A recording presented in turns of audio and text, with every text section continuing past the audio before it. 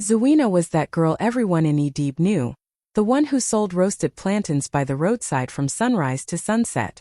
Every day she stood under the burning sun with smoke rising from her small charcoal stand, her face glowing with sweat but always wearing a soft smile. Her hands were rough from hard work, yet there was a kind of grace in everything she did. Children often stopped by her stall for free pieces of plantain, and she would laugh and hand them some without thinking twice. She didn't have much, just a faded wrapper, worn slippers, and a small wooden table that held her dreams. But behind her calm eyes lived a world of hope. Every night after selling, she would walk back home through the noisy streets, clutching her day's earnings, sometimes barely enough for food. Yet she would whisper to herself, "One day things will change." She dreamed of a better life, not just for herself but for her mother who was getting weaker with age. Even though people often looked down on her, Zuena never complained. She carried her pain with quiet dignity, believing deep inside that life wouldn't always be this hard. Tarek was everything Zuena once dreamed of. Tall, confident, and always smelling of expensive cologne. He worked at a big bank in the city and often passed by her roadside stall on his way to work. At first he treated her kindly, greeting her with a smile or buying roasted plantain every few days. Sometimes he even stopped to chat, asking about her day or teasing her about how perfectly she roasted her plantains. Those small moments meant everything to Zuena. She would replay them in her mind at night, imagining a world where someone like Tarek could actually love someone like her. For months she kept her feelings hidden, afraid of being laughed at. But one day her heart couldn't hold it in anymore. She gathered all her courage, her hands trembling, and softly told him how she felt. Tarek stared at her for a moment, then laughed. It wasn't a kind laugh. It was cold, sharp, and full of pride. "Zuena," he said, still chuckling, "you're a sweet girl, but come on, you sell plantains by the road. You don't belong in my world." Those words shattered her heart. She felt the ground disappear beneath her feet. The same man whose smile once gave her hope now looked at her like she was invisible. People around the stall watched as he walked away, leaving her standing there with tears she tried to hide. That night she couldn't sleep. She kept hearing his words. "You don't belong in my world." She cried quietly so her mother wouldn't hear. The pain wasn't just from rejection, but from humiliation. How could someone she admired see her as less than human just because she was poor? From that moment something inside Zuena changed. Love turned into a quiet determination. She promised herself that one day, she would rise so high that no one would ever make her feel small again. Tarek's words burned into Zuena's heart like fire. He looked straight into her eyes that day and said, "You're too poor for me, Zuena. Love doesn't pay bills. You can't survive in my world." His voice was calm but cruel, each word heavier than the last. She stood there frozen, unable to speak, her chest tightening as if all the air around her had disappeared. People passed by, some pretending not to notice, others staring quietly. She wanted to run but her legs felt numb. The man she had admired, the one she thought saw her kindness, had reduced her to nothing but the dirt beneath his shoes. That night, as she walked home carrying her unsold plantains, the world felt heavier. The streets that once glowed with life now looked dull and cold. Every step echoed with his words, "Too poor for me." She tried to wipe her tears but they kept falling, mixing with the dust on her face. When she reached home her mother was asleep, and Zuena sat outside under the old mango tree. She looked up at the stars and whispered, "Maybe he's right. Maybe I really don't belong in his world." But deep down another voice spoke, quiet but strong. It told her she was worth more than money or fancy clothes. Still, the pain didn't fade easily. For days, she avoided the road he usually passed. She worked silently, her smiles now weaker, her heart still aching. Every laugh she heard from couples passing by reminded her of what she didn't have. Yet behind that pain, something was slowly growing, a new kind of strength. She didn't know it yet, but that heartbreak was shaping her into someone unstoppable. Tarek's rejection didn't just break her heart. It awakened her spirit. That night, Zuena sat alone under the flickering light of the old bulb in her mother's small compound. The air was heavy with the smell of earth and cooking fires, and the quiet around her felt almost sacred. She thought about all the times people had laughed at her, called her weak, or told her she would never amount to anything. Her chest felt tight with years of hurt, but somewhere deep inside, a small flame of determination flickered. She made a promise to herself. A promise so fierce it made her hands clench in the dark. She would work harder than anyone expected. She would rise higher than anyone believed she could. And most importantly, she would never, ever let anyone decide her worth again. Not her classmates, not her neighbors, not even those who were supposed to love her. She knew the road ahead would be hard. She would face hunger, sleepless nights, and doors slammed in her face. But she also knew that every challenge was a step closer to the life she dreamed of. Zawina pictured herself years from now, standing tall, smiling with confidence, respected by everyone who had once doubted her. She imagined turning every insult into fuel, every mockery into motivation. The thought made her heart beat faster. She could almost feel the pride on her mother's face, the tears of joy that would fall when she finally proved that she was more than the labels the world had given her. That night, under the soft, flickering glow, Zawina didn't just make a promise, she planted a seed.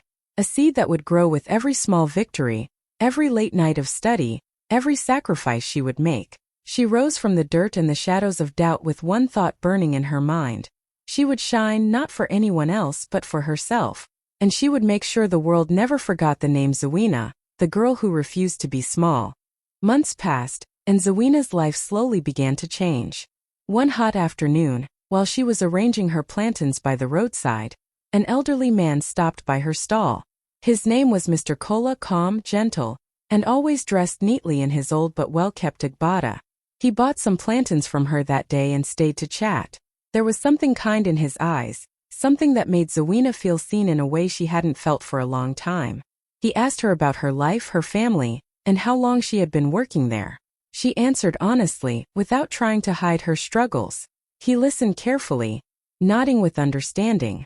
After a few visits, Mr. Kola told her that he owned a small provisions shop nearby and needed someone trustworthy to help him manage it. Zawina was surprised. No one had ever trusted her with something so important. She accepted the offer with gratitude, promising to do her best. From the very first week, she worked tirelessly, keeping records, cleaning shelves, greeting customers with her usual gentle smile. She treated the business as if it were her own. Customers noticed her warmth and honesty, and the shop began to grow. Mr. Kola watched quietly, impressed by her dedication. When he traveled for a few days, he left the entire shop in her care, and when he returned, everything was in perfect order. That day he told her, "Zawina, you remind me of my younger self. You have something rare, integrity." Those words touched her deeply. For the first time she felt respected not for what she had, but for who she was. Mr. Kola began to teach her small lessons about saving money, business, and life. He didn't see her as a poor girl. He saw her potential. And without knowing it, this kind stranger became the first person to open the door to her destiny. The day Mr. Kola passed away, Zawina felt like she had lost a father. She sat outside his small shop, holding the keys in her trembling hands, tears streaming down her face. The man who had believed in her, who taught her lessons about life and business, was gone. For days she couldn't bring herself to open the shop. Every corner reminded her of his gentle voice and his patient smile. People in the neighborhood came to comfort her, saying, "He loved you like his own child." She nodded quietly, unable to speak. A few weeks later, she received a call from a lawyer asking her to come to his office. Nervous and unsure, she went, expecting to sign a few papers to close the shop. But what she heard next left her completely speechless. The lawyer smiled gently and said, "Mr. Kola left something for you. In his will, he mentioned your name." Zawina's heart raced. "For me?" she asked in disbelief. The lawyer nodded and handed her a document. It stated that Mr. Kola had left her a small piece of land on the outskirts of EBUBE and a modest sum of money, his final gift to her for her loyalty, honesty, and care. Zawina burst into tears. She covered her face with her hands, unable to believe it. "Why me?" she whispered. The lawyer replied softly, "Because he saw your heart."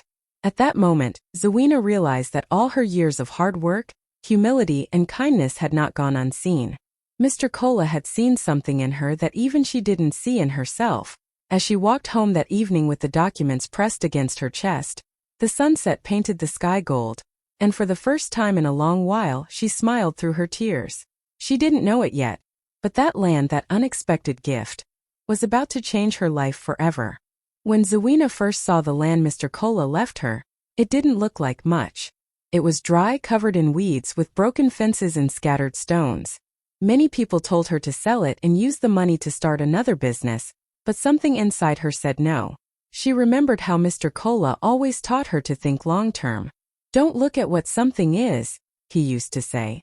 "Look at what it can become." Those words echoed in her heart every time she looked at that empty land. One evening, while sitting with her childhood friend Amira, Zawina shared her dream: to build something that would last, something that would change her life and honor Mr. Kola's memory. Amira looked at her in surprise but saw the fire in her eyes. "If anyone can do it, it's you," she said. Together they began to plan. They talked to builders, drew rough sketches on old paper, and visited banks to ask about small loans. It wasn't easy. Many people laughed at the idea of a poor plantain seller building apartments. But Zawina didn't let the laughter stop her. Every day after work, she went to the land, checking progress, carrying small loads, encouraging workers even when she was exhausted. She used every bit of her savings and invested her heart into every brick laid. There were nights she went home hungry because she had spent her last money buying cement or paying laborers. But she never complained. She knew she was building more than walls. She was building her future. Months turned into years, and slowly the land began to transform. Where there was once dust and silence, now stood tall walls and shining windows. Zawina named it Kola Heights Residences, in honor of the man who had believed in her when no one else did. As she stood there watching the final touches being done, her heart swelled with pride. She had done it. The same girl who once sold plantains by the roadside was now creating homes for others. Her pain had turned into purpose. The day of the grand opening felt like a dream to Zawina.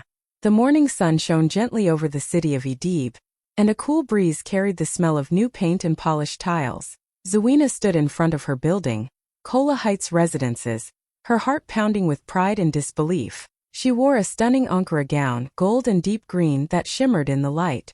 Her hair was neatly wrapped, her posture graceful, her smile calm but full of emotion. People passing by stopped to stare at the beautiful building standing tall on what was once forgotten land.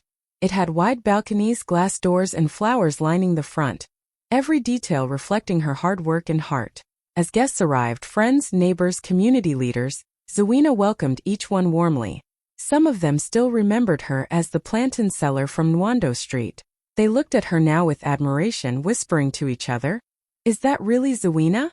Cameras flashed, music played softly in the background, and the ribbon shimmered in the sunlight, waiting to be cut. When it was time to speak, Zawina's voice trembled slightly, but her words came from the deepest part of her heart. "This building," she said, looking up at the tall structure, "is more than walls and cement. It's a story of faith, hard work, and grace. It's my way of honoring Mr. Kola, the man who saw value in me when the world only saw a roadside girl." Her eyes glistened with tears as people clapped, some wiping their own eyes. After the ribbon was cut, she walked through the hallways, her heels clicking softly on the tiled floors. Each sound reminded her of the journey, the laughter, the tears, the rejections, and the endless nights of work. And as she stood on the top floor balcony watching the sunset over EBUBE, Zawina whispered to herself, "I made it." For the first time, she truly believed that every painful step of her past had led her right here, to her crown moment. While Zawina's life was rising, Tariq's world was quietly falling apart. The man who once walked with so much pride now woke up every morning with a heavy heart. His business, which had once seemed unstoppable, began to crumble after a series of bad deals and poor decisions. The same friends who used to toast with him at fancy restaurants slowly disappeared one by one. Bills started piling up on his desk, and the phone calls from debt collectors became endless. He tried to act like everything was fine, still wearing his expensive suits and fake smiles, but deep down he was drowning. The day he received the bank's notice, he sat frozen in his chair, the paper trembling in his hands. The letter was short and cold. "Your apartment has been repossessed due to unpaid loans. Please contact your new landlord for further arrangements." His stomach tightened. He had never imagined that he, a man who once looked down on others, would one day lose everything. That evening he walked through the city streets that once made him feel powerful. The lights looked dimmer, the air heavier. His mind kept replaying his past, the people he ignored, the hearts he broke, and the woman he once mocked for being too poor. He couldn't understand how life had turned so quickly. All the luxury, all the pride, gone like dust in the wind. With nowhere else to go, Tarek packed his things and prepared to meet his new landlord the next morning.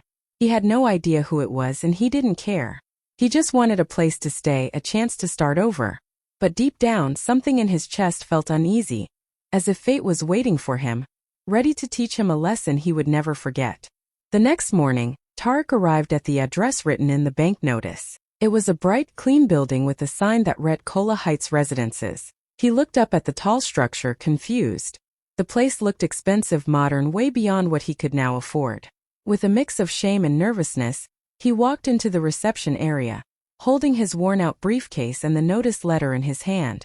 The scent of fresh flowers filled the air, and soft music played in the background. Then he saw her. Zawina. For a moment, the world around him went silent. His heart stopped, and his eyes widened in disbelief.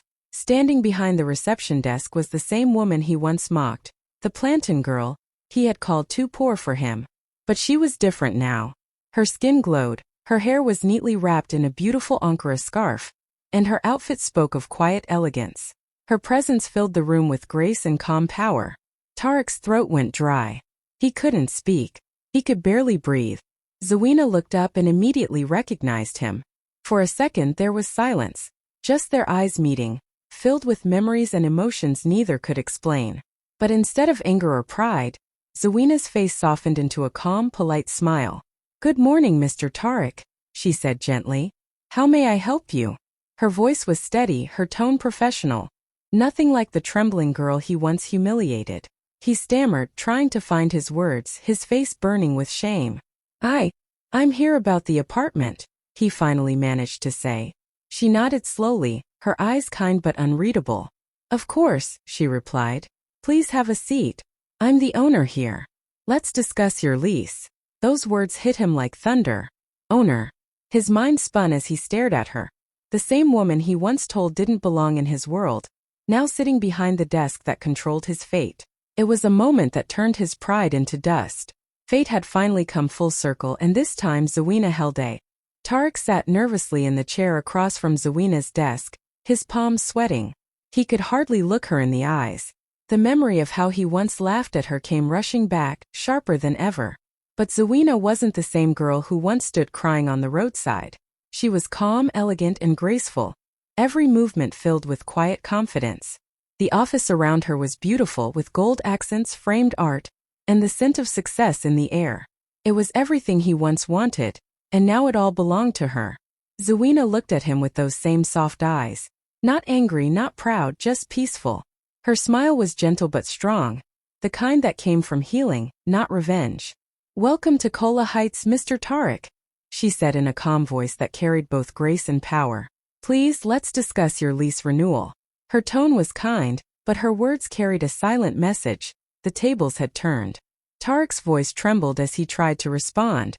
I didn't realize you were the owner," he said, looking down at the papers on her desk. She gave a small, polite laugh. "Life is full of surprises, isn't it?" she said softly. For a moment there was silence, heavy, emotional silence, filled with everything he wanted to say but couldn't. His pride, once his armor, now felt like a burden he could no longer carry. He wanted to apologize, to tell her how sorry he was, but his words failed him. All he could do was stare at her, wondering how the girl he had once rejected could now be sitting across from him as his landlord. Zawina, however, didn't gloat or mock him. She just smiled, that peaceful, knowing smile, and continued her work like a queen who had already forgiven long before she was ever repaid. And in that moment Tarek realized something deeper than regret. He saw what real strength and grace truly looked like. News travels fast in EBUBE, and when it's about something unbelievable, it travels even faster. Within days, everyone in the city seemed to know the story. The girl who once sold plantains by the roadside was now the landlord of the man who mocked her. It spread like wildfire, from busy market stalls to office corridors, from gossip corners to church gatherings. People couldn't stop talking about it. "Have you heard about Zawina?" they would say. "She's the new owner of Kola Heights. And guess who rents from her? Tarek, the banker who once said she was too poor for him." Women repeated her story like a prayer, their eyes shining with hope. To them, Zawina's journey was more than gossip. It was inspiration. It gave strength to every woman who had ever been looked down on, every girl who had ever been told she wasn't enough. Young sellers in the market started saying, "One day I'll be like Zawina." Even men who once laughed at her success now spoke her name with respect. Tariq couldn't escape it either. Everywhere he went, people whispered behind his back. The same friends who once praised him now pitied him. He felt the sting of shame, but deep inside he also felt something else: admiration. He couldn't deny the truth. Zawina had become everything he once thought she could never be. Meanwhile, Zawina carried herself with quiet grace. She didn't brag or boast. When people came to congratulate her, she only smiled and said, "It's by God's mercy." But deep inside, she knew her story carried a lesson: that dignity, hard work, and faith could rewrite anyone's destiny. EBUBE had never seen a story like hers before. And as night fell, people still whispered her name in awe, saying, "The girl they called too poor now owns her own kingdom." Tariq couldn't sleep for nights after that meeting. Every time he closed his eyes, he saw Zawina's calm face, her graceful smile, and the quiet strength in her eyes. He kept replaying the past in his mind. The day he laughed at her, the words he threw like knives, the pride he carried like a crown. Now that crown had turned into chains of regret. He realized how blind he had been, how cruel his arrogance had made him. One morning, he finally gathered the courage to visit her again. His heart pounded as he walked into her office. She looked up from her desk, her expression kind but unreadable. "Good morning, Mr. Tariq," she said, her voice steady as ever. He swallowed hard and said, "Zawina, I came to say I'm sorry. For everything I said. For how I treated you. You didn't deserve that." His voice shook as he spoke, his pride completely gone. Zawina looked at him quietly for a few seconds, her eyes soft but distant. Then she smiled, that same peaceful, knowing smile that had once humbled him completely. "You were right, Tariq," she said gently. "I was poor, but not poor in vision." Her tone was calm, not bitter. Those words cut deeper than anger ever could. He looked down, unable to speak. She continued, "Sometimes the people you look down on are only bowing because they're planting seeds." Her words hung in the air, powerful and true. Tariq nodded slowly, tears filling his eyes. "You've become everything I once dreamed of being," he said quietly. She smiled again, her eyes full of grace. "No, Tariq. I just became what I was meant to be." That day, as he walked out of her office, he felt both broken and awakened. Zawina hadn't just forgiven him. She had shown him that true victory doesn't shout or seek revenge. It simply shines so bright that even regret bows its head. The one-year anniversary of Kola Heights Residences was more than just a celebration. It was a symbol of victory, grace, and transformation. The courtyard of the building was decorated with golden lights, flowers, and soft music floating in the air. People from all corners of EBUBE came to celebrate the woman whose story had touched every heart. Zawina stood at the center of it all, radiant in a flowing white and gold Ankara gown that shimmered under the evening lights. Her smile was calm but powerful, her eyes filled with gratitude. As she took the microphone, the crowd fell silent. Everyone wanted to hear from the woman who had gone from selling plantains by the roadside to owning one of the most beautiful buildings in the city. Zawina took a deep breath and began to speak, her voice soft but steady. "A few years ago," she said, "I was that girl who people looked down on. I was told I was too poor, too small, too ordinary. But I learned something: you don't need to chase validation. You need to build your worth quietly. One day the world will clap on its own." Her words touched everyone deeply. Some women in the crowd wiped tears from their eyes. Young girls looked at her with admiration, whispering, "That's who I want to become." Zawina smiled and continued, "Never let anyone tell you what you can't be because of where you started. Start small, stay kind, and stay focused. Your time will come." As she finished her speech, the crowd erupted in applause. Cameras flashed, and songs of celebration filled the air.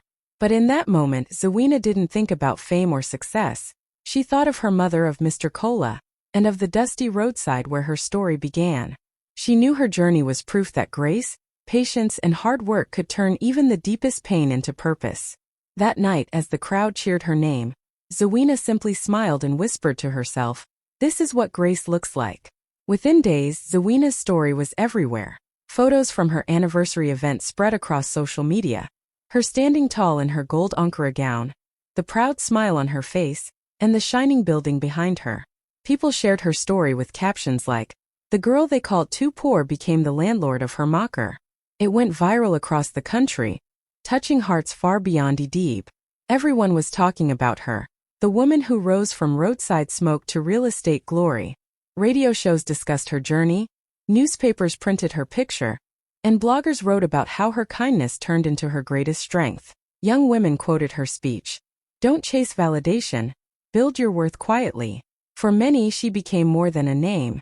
She became a movement, a reason to believe again. Even people who had never met her felt inspired, saying, "If Zawina could rise from nothing, so can I." Tariq saw her story everywhere too. Each post, each headline was a reminder of the lesson life had taught him, that true beauty and success come from the heart, not wealth. But Zawina never mocked him publicly. She stayed graceful, letting her success speak louder than any words ever could. In time, her name became a symbol, a living reminder that grace can turn humiliation into a crown, and that the people once overlooked can become the ones everyone looks up to. Zawina's story became a legend, a tale of quiet strength, divine timing, and beautiful justice.